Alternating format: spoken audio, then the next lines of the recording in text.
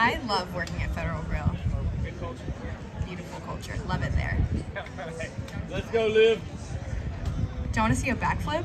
Yes! Yes! Backflip. If you ain't here, you ain't nowhere. Backflips and mac and cheese. Here we go. What's better than that?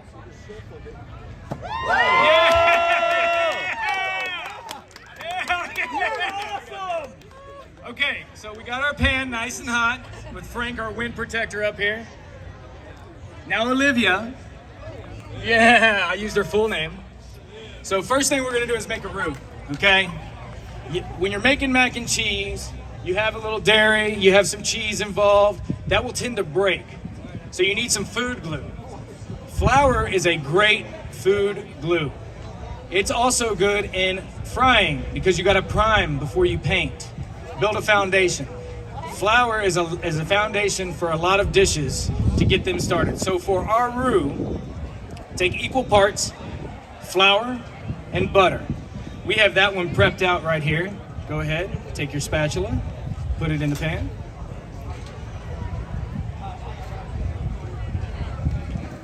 So you take a little roux. We're not trying to get any color on it or anything. This is a blonde roux. You have a blonde roux, you have a raw roux, you have a dark roux. Some of y'all are familiar with gumbo. That's what you use dark roux in. Okay, so once you make your roux and it's nice and hot, then you want to season your roux. So we're going to take a little diced onion, a little chopped garlic. Not all of it. All of it. Everybody loves garlic. Man, I feel like Emerald Lagasse. Bam! No such thing as too much garlic. Stir it up. All right. So we're going to season the roux a little bit. Garlic, onion, you can add bell peppers, you can add jalapenos, you can add serranos, little red pepper flake, whatever you want, whatever flavor you like. You're seasoning that roux, sauteing the vegetables in the same time, that hot oil flour. It's getting that flour taste out. Let it cook for a second, okay? Next thing, we are adding, and what we're doing here is we're making a bechamel, okay? You go bechamel, which is a roux with milk or cream, a dairy product. It's gonna thicken up, be sauce consistency. Once you add the cheese, it turns into a Mornay. Okay, so we're gonna add a little cream, a little heavy whipping cream, little hoo-hoo, pour it in. Yeah, that's good. Stir it up. Olivia, how old are you? I'm 18. An 18-year-old's about to make some badass macaroni and cheese, y'all. Yeah. A little more cream, add a little more cream. Listen, y'all can Facebook, FaceTime me, whatever, and I can help you at home too. Make your mac and cheese the same way. Just not after 9, my girl gets mad. So does mine. All right, so a little more. Now all of it. All right, so we're making the base. We've got the bechamel going, right? It's thickened up nicely. It's a gravy, all right? I'm using all these fancy French and Italian and whatever word. It's gravy is what we're doing, okay? We're making a little pan gravy, and we're gonna add some cheese to it. Okay, so next, Parmesan cheese, all of it. Now, Parmesan cheese, Fontina cheese, cheddar cheese, American cheese, Velveeta cheese. That's not really cheese though. Velveeta's not real cheese, y'all. It's government cheese. But we've got a beautiful sauce made. And this is how you keep your cheese sauce when you're making homemade mac and cheese. The roux and the flour helps it from breaking. You've built that foundation. We've built layer after layer after layer. And so now we've got our sauce. And the sauce is probably the trickiest part. While you're cooking the sauce, you can have your pasta going, pull it out of the pot al dente, make sure it's cooled down nice and perfectly cooked. We're not using macaroni, we're using tagliatelle, okay? It's a spirally kind of pasta. It has a lot of life to it. Some of these pastas are real delicate and real light, okay? So this one has to be, it's toothy. And when we're serving in a restaurant, we're making thousands of orders of this. We're talking 150 pounds, 200 pounds a night. So we have to have it cooked perfectly for all of our guests to be happy. So as the sauce gets warmed up, what's up? Long time. All right, now we're gonna add, wait, not pasta, jalapeno. So we raw diced jalapeno, okay? All of it. We just want to warm it up so it still has a little pop, okay? Little texture in that mac and cheese. You know it's there. It's not cooked down, not brown, not colored. It's just in there, okay? Bacon.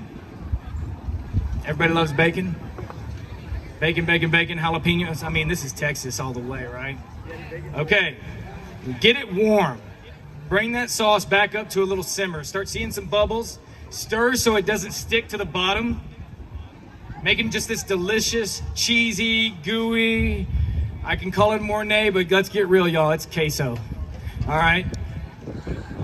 Now we've got that bacon, the fat from the bacon that we already had cooked off, and those jalapeno. The jalapeno is releasing its oils. The bacon fat is releasing its oil.